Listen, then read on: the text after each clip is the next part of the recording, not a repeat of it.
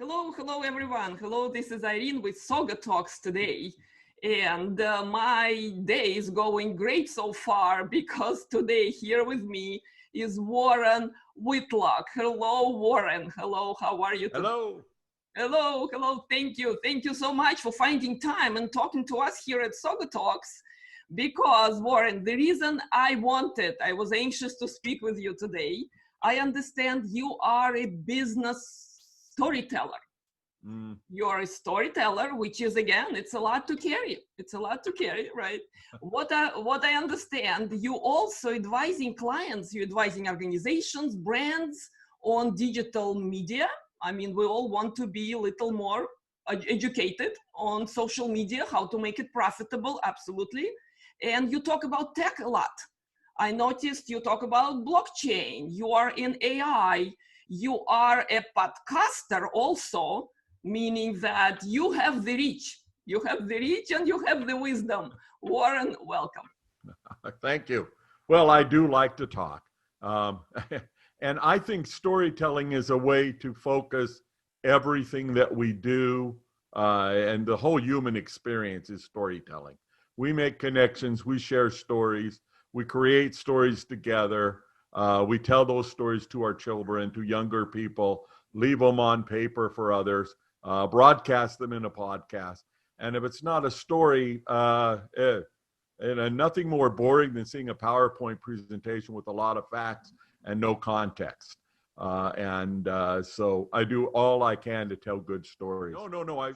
We're creating a story today.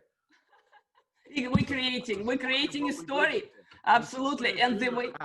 How did you do today? I'll say, oh, I had the delightful podcast this morning. Oh, I'm glad to contribute to your life because you're definitely impacting mine today. Absolutely. So what's happening here, and there is no better way to tell this story than to tell this story in social media. Don't you agree? Yeah, it's the best right now. Actually, I was ruminating on this morning, having a conversation with somebody where they were talking about, I've been doing some experimenting with Twitter DMs, the direct messages. Mm-hmm. And I have 500,000 followers. So I get a flood of spam and people asking for things, mostly spam.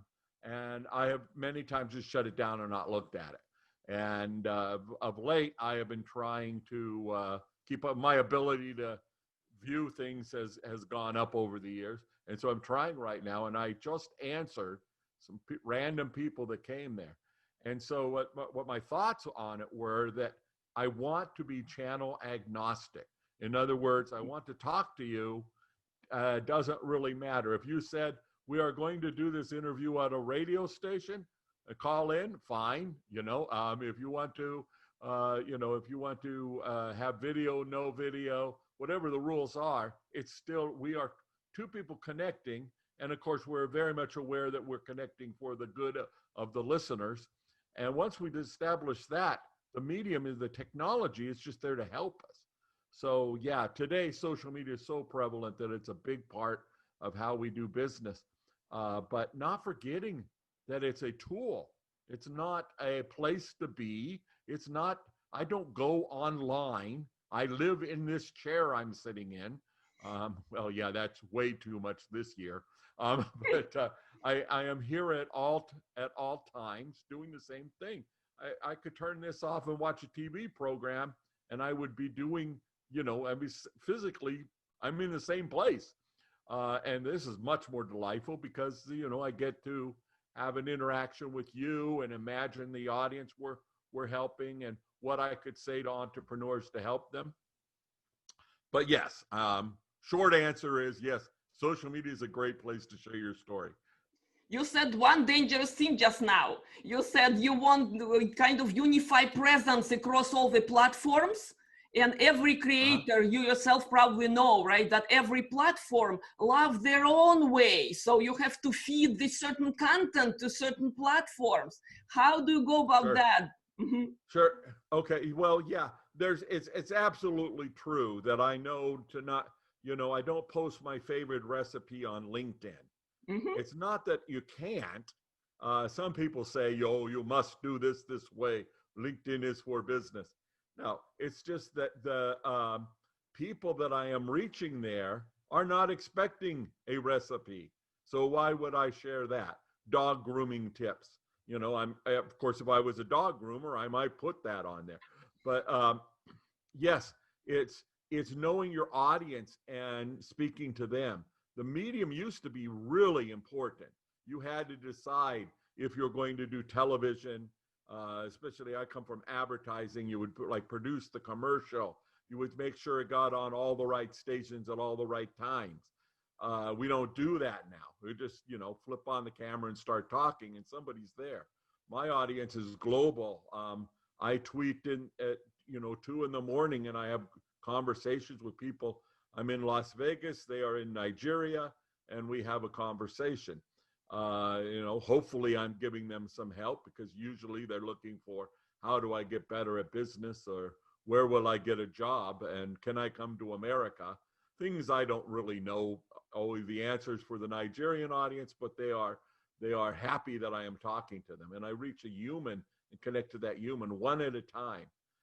They say, how can you manage so many connections? I say, one at a time. That's all you can do. So yeah, the platform's important, but know your audience. If your audience loves to be in LinkedIn groups and you're on Reddit, then you're not reaching your audience. It's not coming up with but what platform is going to help my business most? The right answer to that is the one where your customers and prospects are.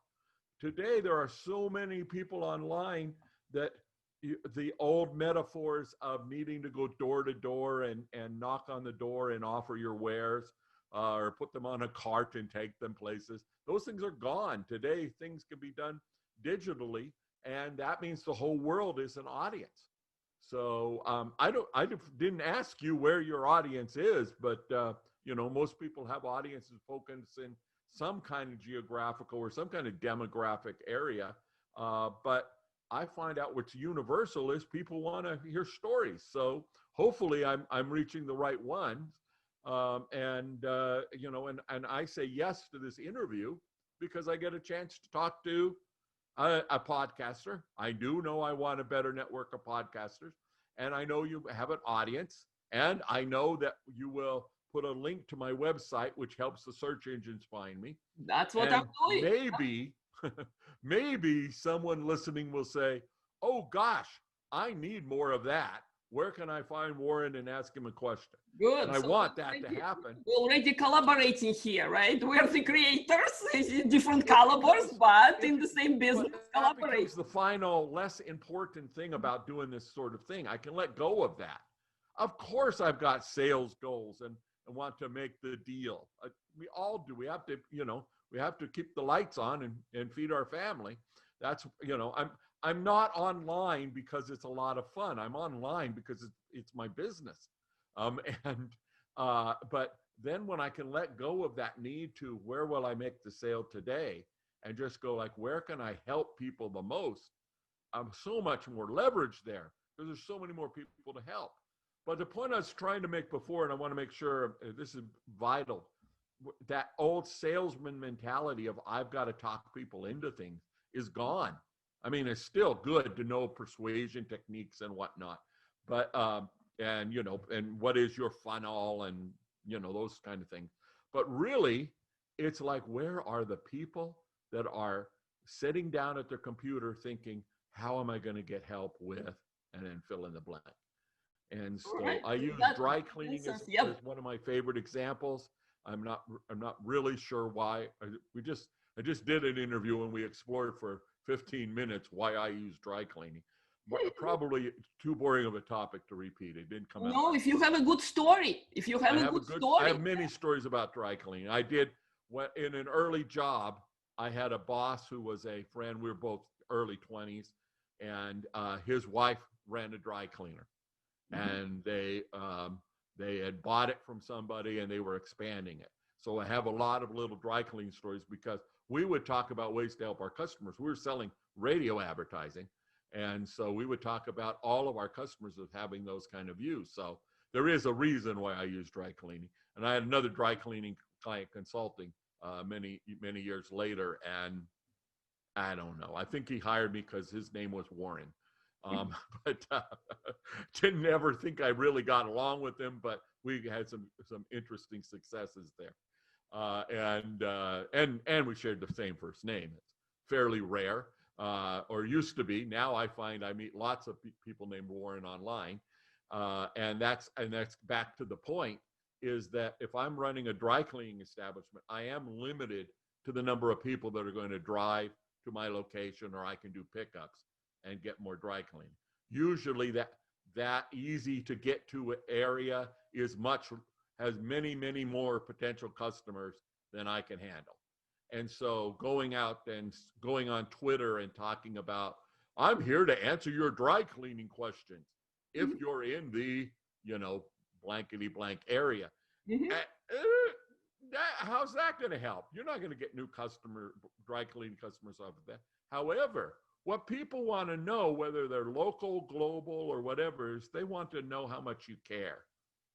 And if you go on, and I use Twitter because I wrote a book and have done hundreds of interviews about Twitter, but it's the same in any social media. Twitter's just one I use, and of course I saw the possibility of being the first book out, so we wrote a book and put it out before anybody else.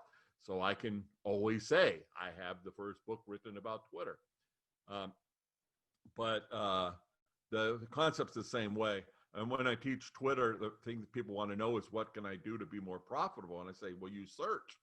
And people go, search, what's the big deal? Well, Twitter has a very good search. A company focusing on search built a Twitter search engine in the early days.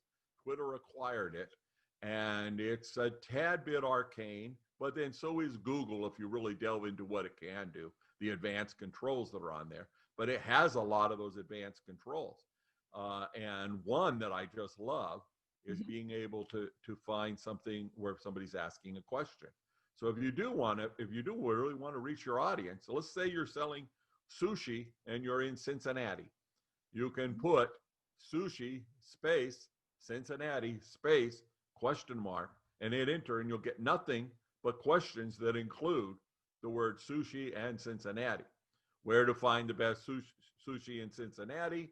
I'm going to Cincinnati. I'm looking forward to having sushi with my friend.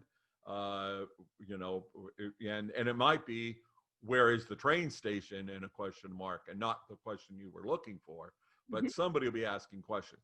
And then, of course, those people trying to peddle sushi in Cincinnati will be on there saying, we've got a special on sushi in Cincinnati. So get a little competitive research in there. But I have to be careful now. I tell that story, I have to right after say, please do not send me your favorite place for sushi in Cincinnati. I do not need to know. I don't like sushi.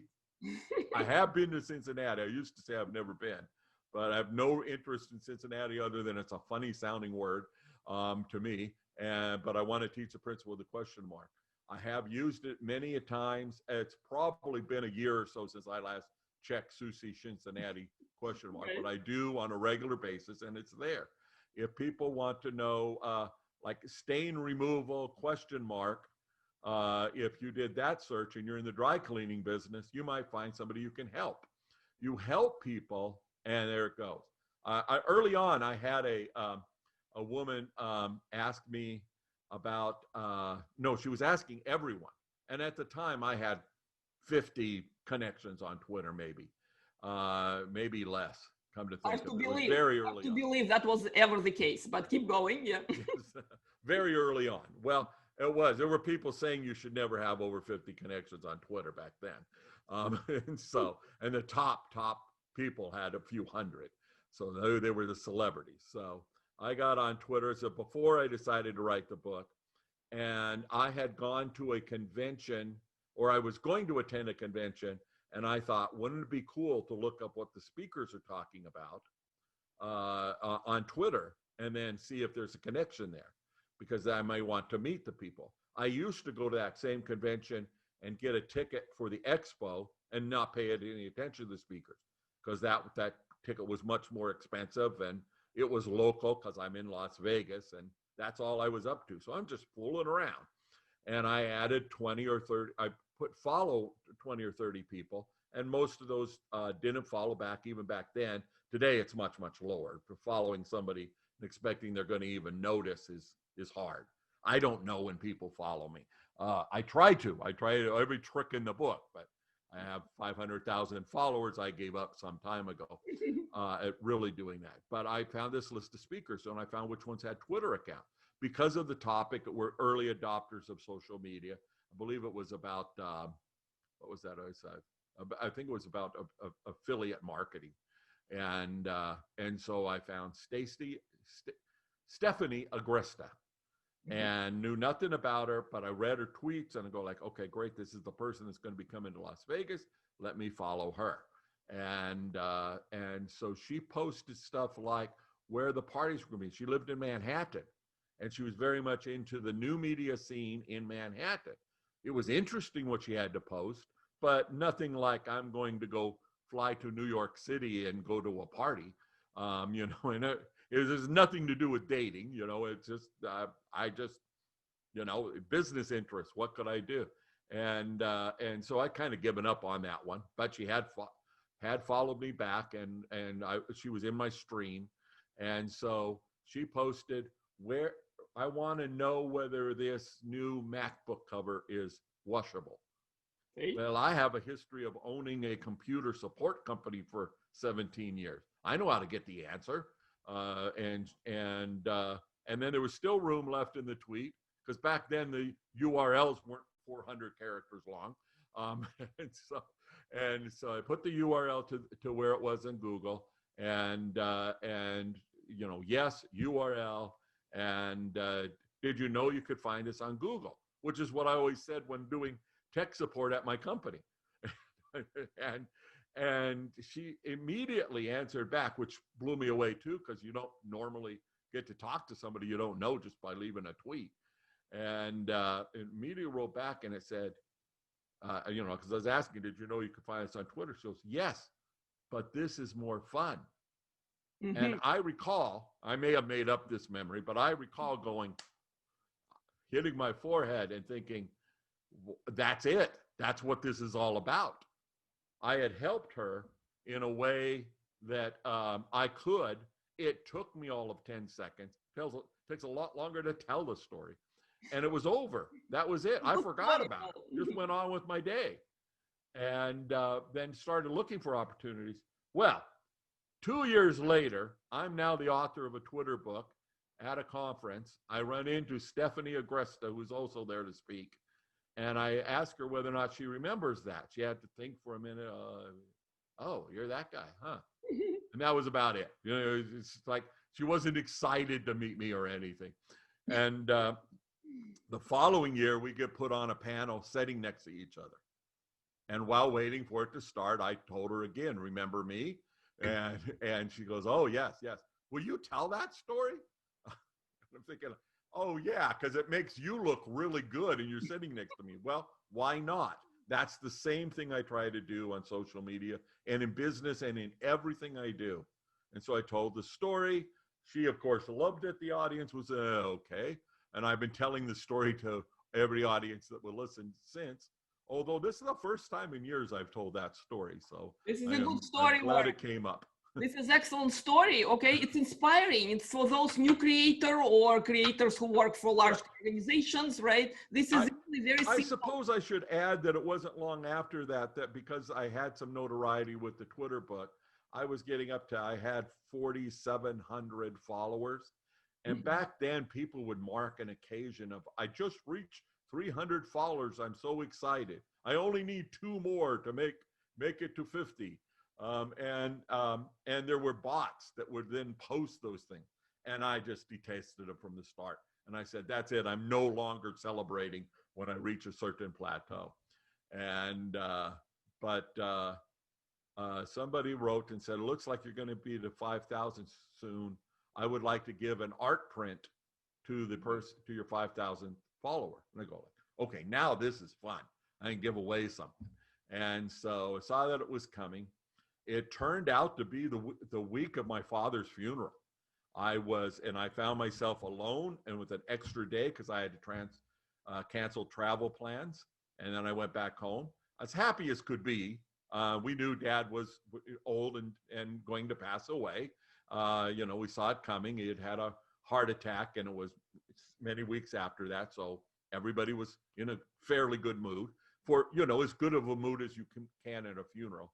Yes, I did tweet, we put the fun in funeral. Not during the funeral, but on the same day.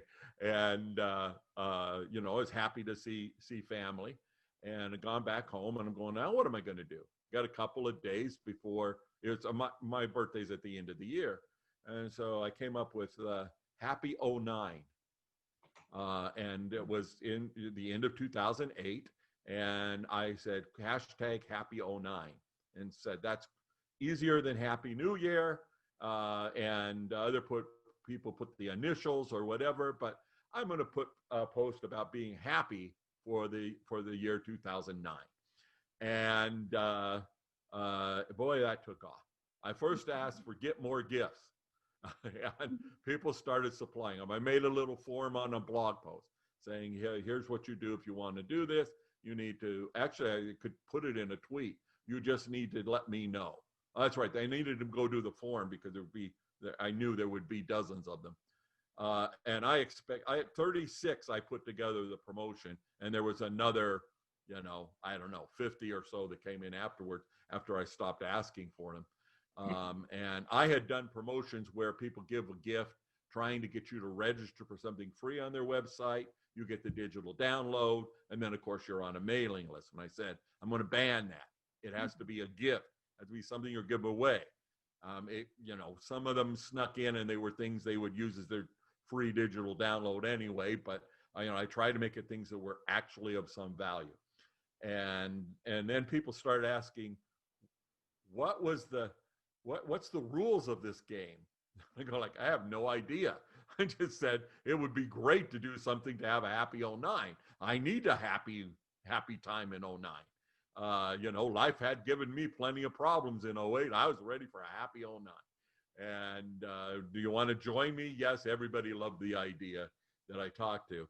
And then April, who became known to me as hashtag April Rocks. Like her handle was April something, and I have forgotten years ago. She asked, would it be okay if I win the basket of goodies that I share it with other people? In other words, regifting. And she's asking permission. I'm going like, that's a great idea. And in fact, you just won the sweepstakes. And so I gave them all to her and let her decide what to do with them. And that's the end of it. Well, during that, for those 4 days, I was a top trending topic on Twitter because I was the guy with the book, and we hadn't had any of the things in '09. Ashton Kutcher went on the Oprah show and shared how to use Twitter, and Twitter grew by 14,000%, or is that 100%? I don't know, 14 times. And no longer could I control a trending topic. But I had a podcast that was on, and it happened to be the 2nd of January.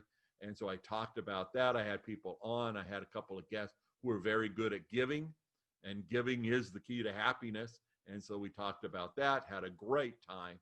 And so for 4 days, I was a trending topic, often number one. And in all that, somebody sent me a message saying, I wonder if I could get you offline and ask you some questions. So you seem to have this figured out. I wanted to say no, because, people wanting to pick my brain, I don't have that much to spare. And I said, please, if you want to do this, send me an email. And so he sent me an email. He said what he wanted. And I wrote back and I said, well, great. I'm going to need, a lot of money to do this. And he wrote back and said, okay. And he came and he spent the money with me, only because it was on Twitter. It's not that you can't make those kind of deals. It's just like, don't expect those to happen. And other times I've had people come up to me at a convention or whatever, see me and come up and, want to give me a hug because we're friends on Twitter, and I never met them.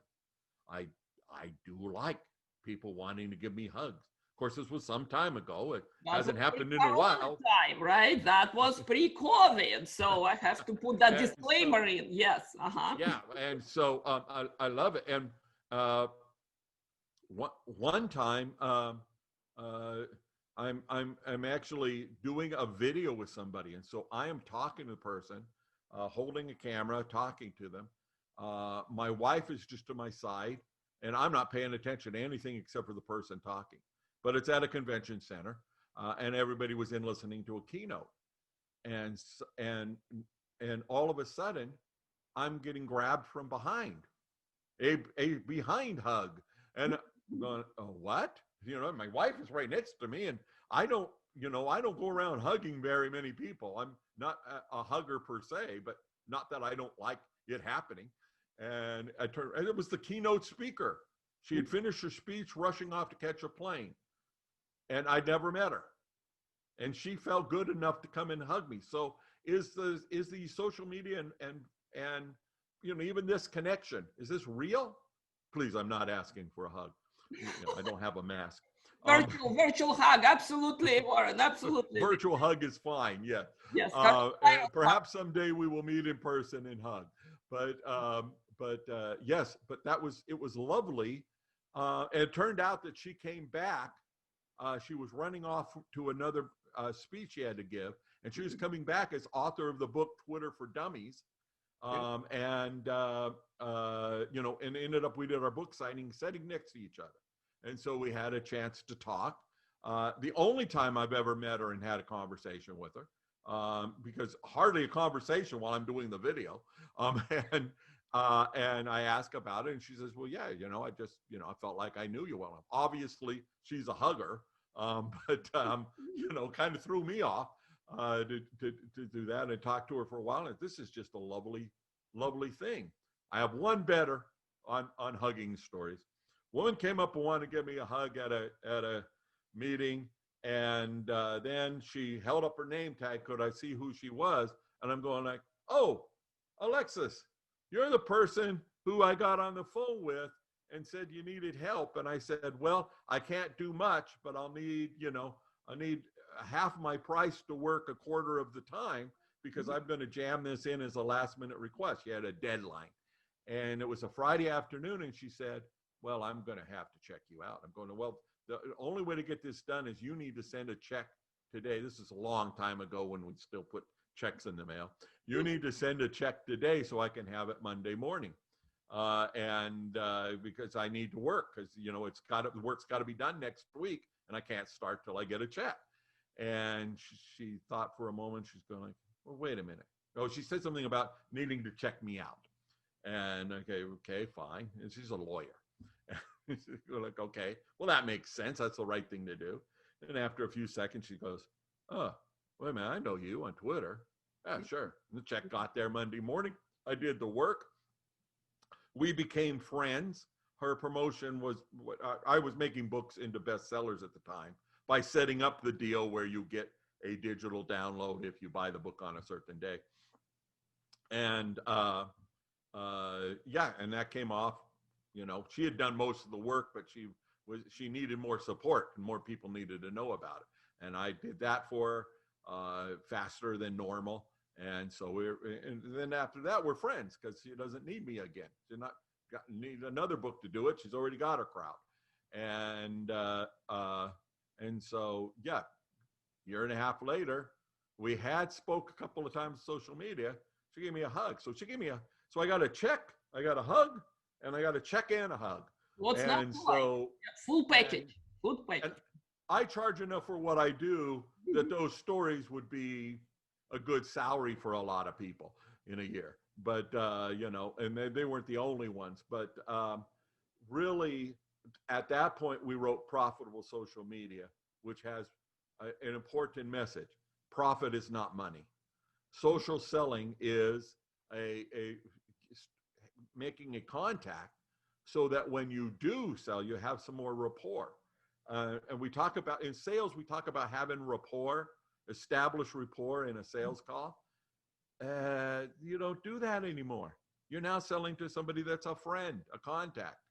And by friend, we're talking about Yep, they need your, as a person, your authentic Of brand, who course. you are. Yep. We're talking like Facebook friends. You don't like, you know, the worst thing for a salesman to do is I'm not that good at it. I can only sell people after I take them to dinner or, you know, or go on a junket or something like that. No. I've never been for that sort of thing. But cold calling just doesn't make any sense today.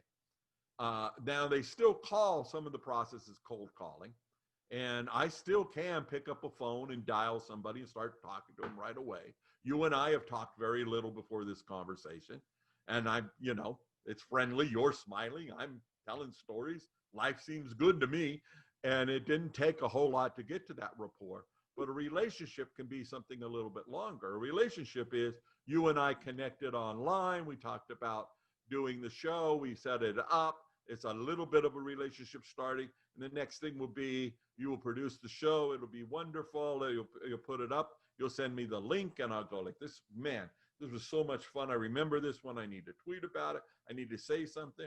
Oh, I've got a friend that would be perfect for your audience. Let me introduce that friend. And the next thing you know, we have a relationship going that is far exceeds what would happen if I tried to sell you a $100 item. Totally. Warren, And you just so described very my wise life. guy. Yes. I meet my guests here, some for the first time, some for a third time, and we become Exactly. friends. Exactly I, that. You know, I'm happy to support them. right. They support me now. Yep. Well, it's a very wise man who said, we used to create a relationship so we could sell something. And now we sell something so we can create a relationship. Pretty much. So it's fine that your first relationship with somebody is they bought something. That's fine. But it's interesting how many people think that marketing is, can I tell people they can get a discount? That if they don't want to buy without the discount isn't what, you know, they're not going to buy because of the discount. They're just going to take advantage of it. And a 25% discount means that you probably cut 50 to 100% of your profits. It's not a relationship. It's not 25% a discount. It's not any kind of business relationship. Well, and when it's software, you can give a 90% discount and still cover your costs. But then there's some other objectives there. But I say that can be achieved with free for the other objectives. You want to build having 1,000 users of your app by a certain date to raise more funds or do whatever, to have some traction of it going so they can tell their friends. Well, then that makes sense. Now giving it away, why not? Giving it for 90% off, okay. If you want to really qualify them, or just give it to them free. But marketing is not that. And so I've switched subject. We're talking about marketing theory, but there are so many people out there that want to buy what you offer. It seems like a waste of time to ever talk to somebody that doesn't want it. And of course, when somebody comes to me and says, well, that Twitter, you know, I've never seen the need to have a Twitter account. I'm going like, great. What else do you want to talk about? And, you know, they might say something about, well, Twitter is nothing but politics. And I answer, well, depends. You know, my feed is not politics. Yep. So, Mine neither. I don't follow people. I don't tweet about politics. And so it's not about politics. You know, that's tailored. It's a lot of people with fake profiles. No, I talk to real people. I do. And yes, I've occasionally talked to a bot, few times on purpose, but you know, just to see what would happen. But no, or you know, the supposed Russian trolls trying to influence my election. You know, you're just talking to the wrong guy. I'm not going to take the bait. I don't care. I don't care whether you're a troll, a bot, or, you know, a U.S. senator. I don't want to hear about what's wrong with the president. And I don't want to hear about what's right with the president. I just don't care. Exactly. So we have the right to create our own feed, right? Our own contacts. Exactly. And So I will talk to anybody about anything. And so in case, just this morning, somebody told me that the world totally depended on, there was nothing more important than who was going to win the presidential election. And I answered back, really? That's the most important thing in your life? How's life going that way? It's like, I Pretty mean, all if one important. wins or the other one wins, does that mean you're going to what? Shrivel up and die? How's the family? What are you doing in business? Luckily, There's we got to have be enough more. going on, right? Yes, yes, in many aspects of our lives. So, Yeah. Warren, there's so many things I want to ask you about. So many, really. Just pick the one you like, because I want to talk about blockchain. I want to Oh, talk that's about. right. That's right. You said you wanted to talk about blockchain. I'll tell you about blockchain. My life has been always out there looking for the newest, best technology to play with. Mhm. And so social media was a big one for me. I got well known in social media for doing it. But before that, I had a PC before most people. Mhm. I was on the internet in 1984. I actually Mhm. started creating content in 1969. I was 13 years old, and I produced a live stream, which is about all you could call it. Now it went by cables to other classrooms at the school, but it That's a was start. not wireless on mobile phones back then. Mhm. But and it was very complex. The logistics of setting it up was having cameras trucked to us because the camera was still fairly big, and so it required a lot of that kind of work. And then in the end, somebody gave a speech, and we broadcast it so all the kids could watch it. And I have no idea what the speech was, but I did do it in 1969. And I wanted to be a disc jockey. And back in the day when disc jockey meant the person running the radio station, it's not like that anymore. Now radio is very much corporatized and automated in ways that makes it different. Talk radio and completely different than what we could have imagined back then. And of course, we have much better devices for listening to music. But back then, we learned about programming and what to make, how to keep people coming back to listen for more. And so that's come in handy as once I got a large Twitter account. Some people say, only tweet something once. Not if you tweet 200 times a day and have hundreds of thousands of followers around the globe. Now it's like programming a radio station. And so everything builds on that. But, I didn't invest in PCs and I didn't invest in the internet. I recall I was in high tech. I was doing laser printers. So that was what our business was, but it was a local business filling the toner cartridges and fixing the Hewlett Packard laser jets.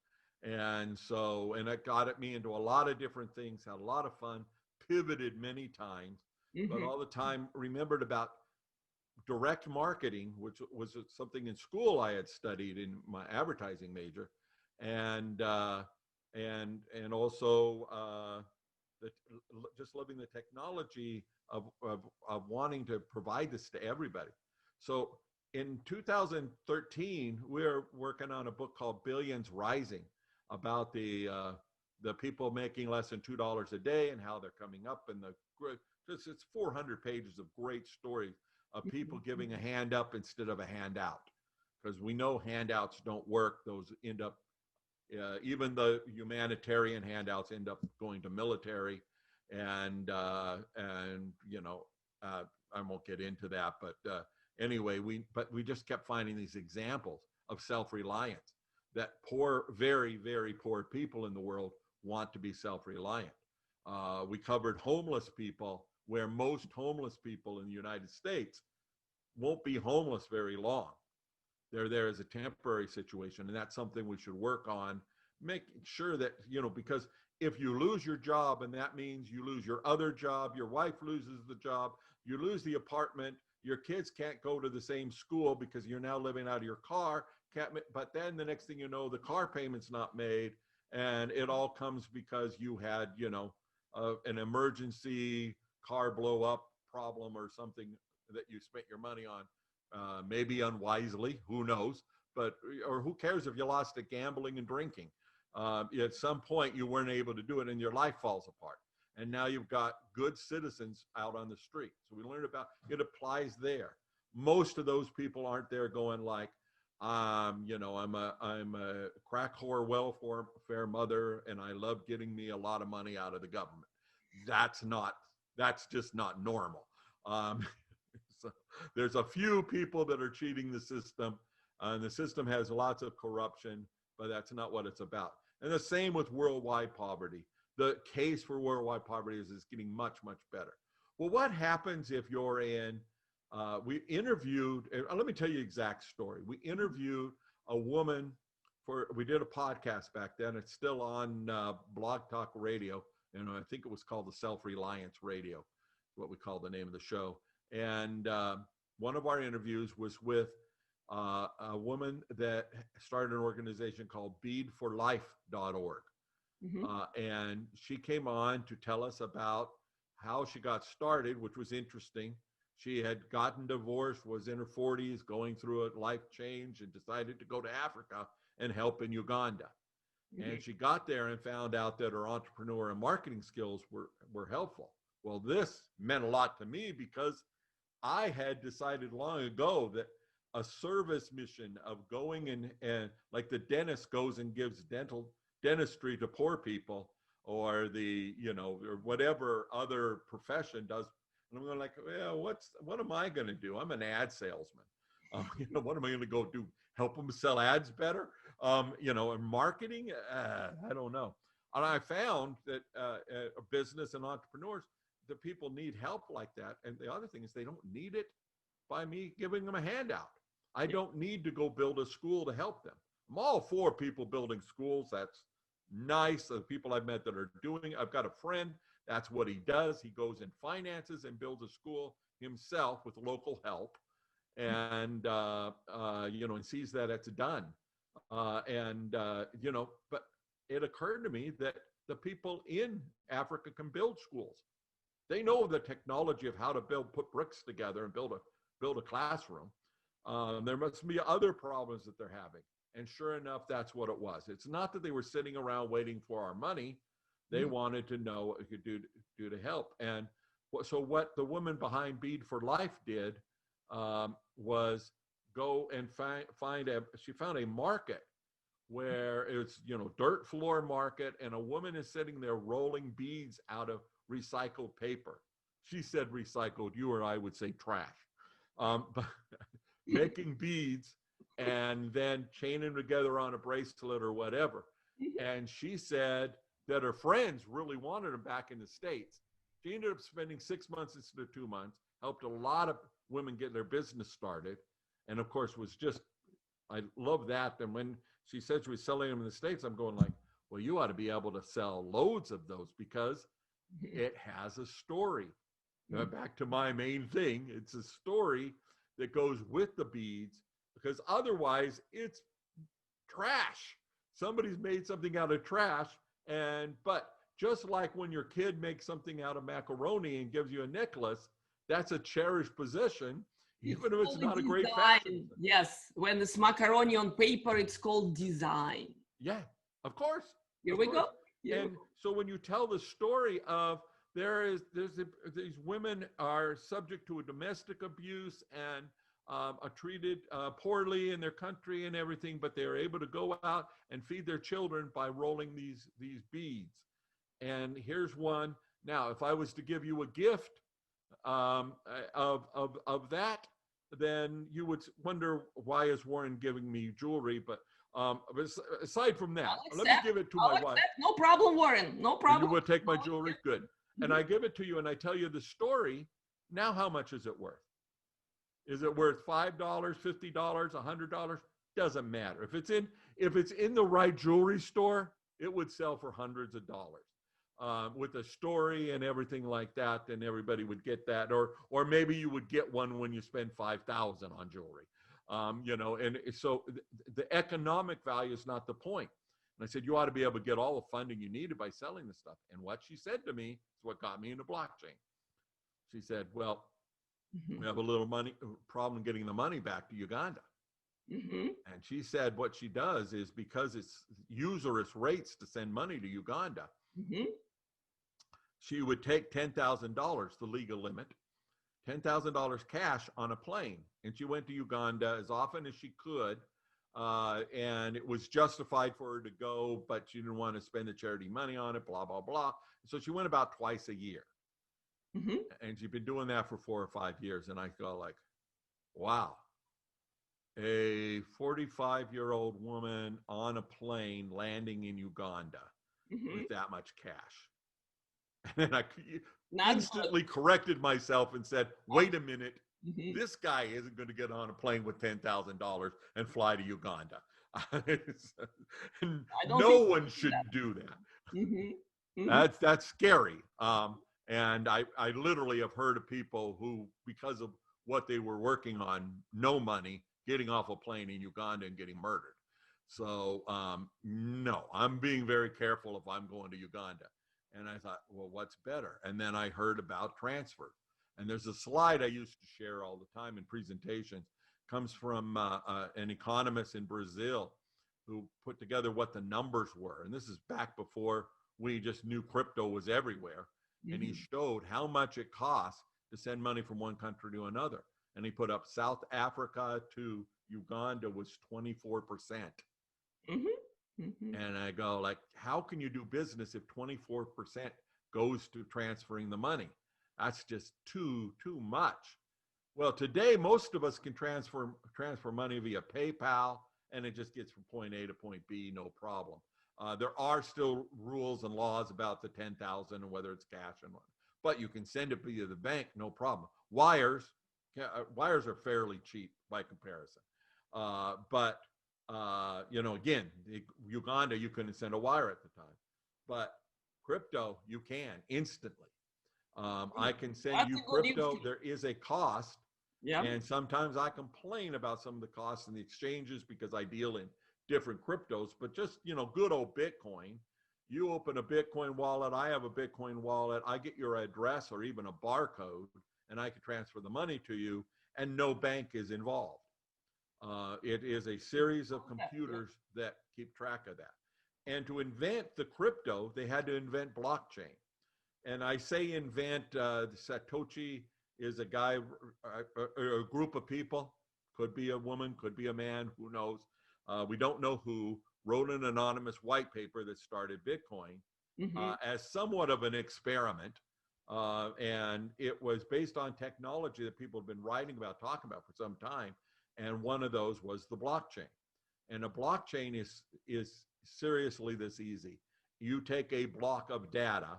In other words, I have a spreadsheet and it's 10 rows of data, and I put a checksum on it, and that means you add up all the characters in it and then, see if they add up to the right thing. And that means harder to make a change, and especially if you encrypt that. And then that number becomes the first part of the next block. And so I have a block, a block, a block. That's a chain of blocks. And that's what blockchain is. Now, there's some other things in the technology, smart contracts, which, boy, we're just getting started on. A smart contract will mean that when I listen to your podcast, you get credit someplace, and that I don't have to do anything else, and that's already predefined. I've already told my podcast provider, whatever app or whatever, that when I listen to a podcast, to go ahead and credit you with whatever percentage of minutes I listen to. Well, to do the bookkeeping on that old school would be impossible. But today, I interviewed somebody for my podcast.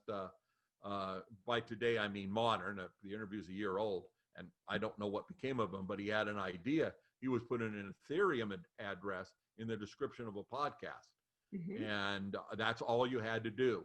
And then when someone used his player, which is the big gotcha because it wasn't, automatically on iTunes, when somebody used his player, they could say they wanted to give $50 a month to podcast.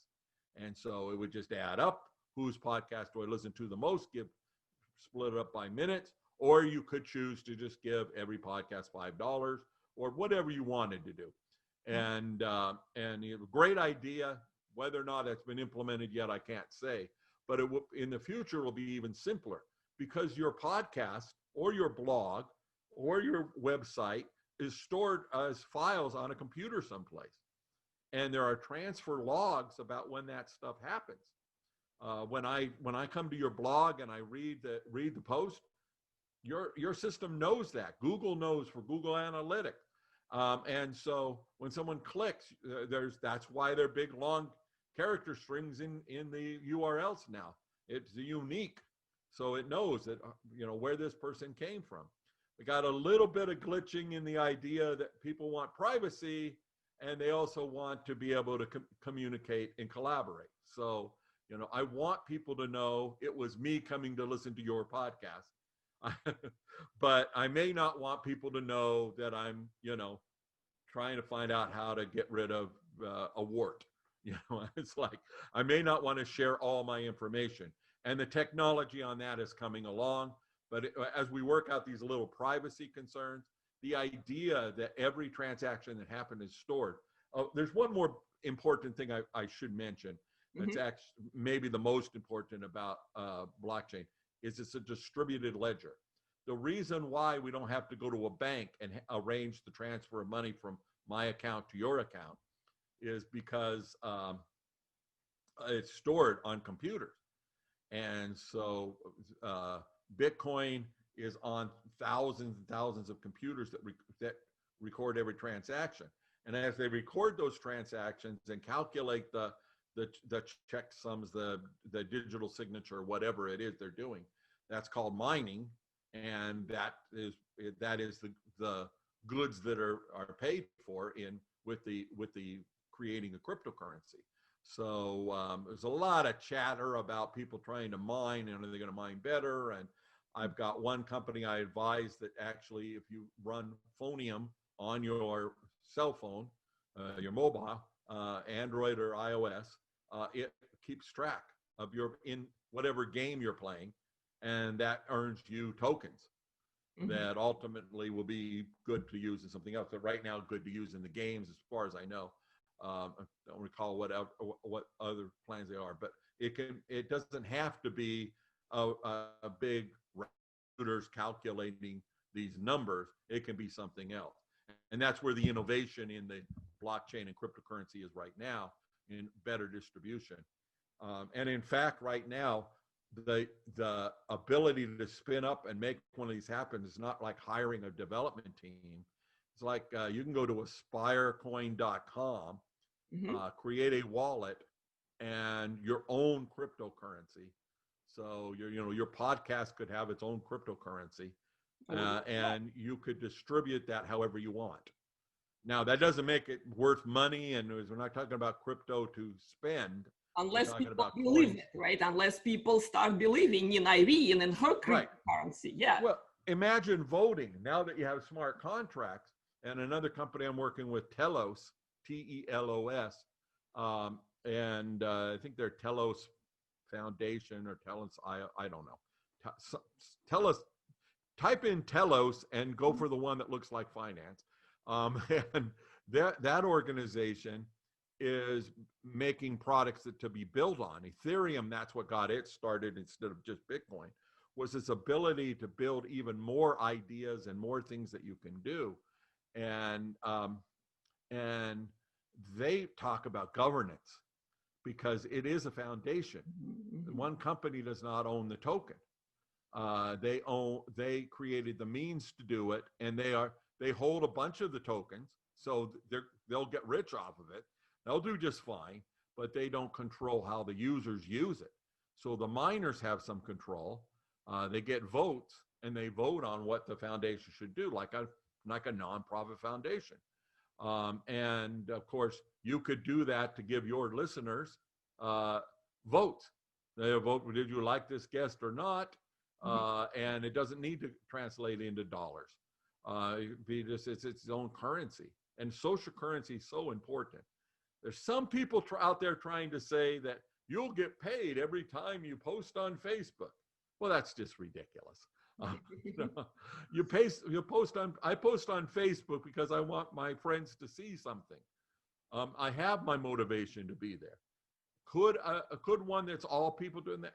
Maybe, but that would be like all multi-level marketing and get rich quick and work at home schemes. I'm not saying they're scams. They could be all totally legal. But yes, see me when you want to buy life insurance. Oh, sure. That's what I need more in my feed, is more people offering me free quote on blah, blah, blah, which is, no, I don't need solar panels on my roof. I'm in a rented house. So, and it doesn't match up for what you need. Now, if somebody said, if you go to a forum where people are talking about how can they, should they build their own solar, or should they contract somebody to do it? And how do you know you're not getting ripped off? And then become a meaningful contributor to that forum. Well, it's a great place to get business with digital marketing. But it's not about going on a Reddit and posting on every forum you can that you have cheap prices on solar. And so that's one of the problems with trying to turn a social incentive into a financial incentive. So the cool thing about working in blockchain for the last few years is, one, I'm on a leading technology. And the other emerging reward on its own, right? That's a reward. Yeah, the other emerging technologies I really care about is AI, and the IoT, and the automation that goes there, which is Internet of Things. So that, we always talk about the smart refrigerator. I don't necessarily need the refrigerator to tell me when I'm out of milk, but if it can order the milk for me, maybe we might get there. But I do want to know that, if something's going bad, my refrigerator could tell me. That would be good. What's your favorite AI story, Warren? What's your favorite? I'm sure you have tons. And there's more. And my favorite is nanotechnology, where we take dirt or existing materials and turn it into something we can build on again. We may never need to mine again. There's so much that we've pulled out of the earth already. So there's so many possibilities. And so I have found I now invest a little bit in that. I'm not a huge, I'm not a hedge fund, but, I keep my investments in things that are emerging technology, because regardless of what happens, the 20s will be known as an era of great change. And I think by 2030, it'll be great abundance that we'll be talking about as we start to multiply what these technologies do together. And there's plenty to be worried about. Will we have privacy? Will a government figure out how to take control of all of the technology? I think not. I think we've already figured out how to go around those things. Will there be a plague that comes in? Boy, if you're looking for something to give mankind worry about being wiped out, it's not COVID. There could be far worse. So in some ways, we got lucky with COVID because we got a good wake-up call. But I don't think we'll be talking about that. Now, we're never going to forget this year, but it happened. But yeah, I hear what you're saying. And we're not going to go back. It's not going to be like 2019 ever. It's not going to be like February ever again. And so we move forward, I think, into better times. I think we'll have the great acceleration of these technologies coming together, leading to an abundance to where we can we already produce enough calories to feed every person on earth. There are people starving, but we produce enough food. We do have enough fresh water, let alone desalination. We're not going to run out of water. And it won't be too long in the future where the population taps out, because a family in Africa will not need to have 10 kids to make sure that, 2 to 5 survive. And that's going to change birth rates. It always has worldwide, every Western society that gets to a certain point. In Japan, even farther. It's not just, I guess you can call Japan Western in some ways. But, all of us first world countries are not having huge increases in population. We actually need the immigrants, but we'll leave that for another day. It gets a little bit too political, but I do know about a technology to fix it. And I know something about immigrants, Warren. So next time when we talk, that's going to be the topic. So anything you want to talk about, and probably some you never expected to talk about, that's what I like to do. I would love to. Warren, this is enormously delightful for me, and informational and exciting, exciting. So thank you. Thank you for this optimistic message. I've enjoyed it, and I'm ready to go create some more stories elsewhere.